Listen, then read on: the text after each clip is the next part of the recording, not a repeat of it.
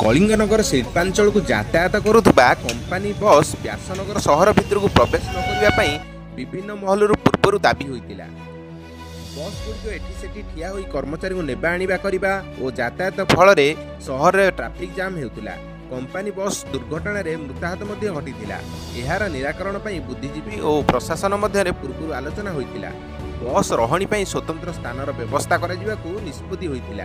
एहाकू दृष्टि रखी गुरुवार अतिरिक्त जिलापाल निर्देश क्रमे व्यासनगर तहसीलदार देवाशीष राउत, थाना अधिकारी उपेन्द्र कुमार प्रधान नेतृत्व में प्रशासनिक अधिकारी माने जाजपुर रोड थाना निकट में कोरेई ब्लॉक व्यासनगर तहसील अंतर्गत कुआरता मौजार जमी चिन्हट कर यार मापचुप कर चिन्हट जगार पड़िया किभली गाड़ी पार्किंग कर तार अनुधान कर व्यासनगर सहर 3टी स्थान में बस पार्किंग पर स्थान निरूपण कर सूचना मिली।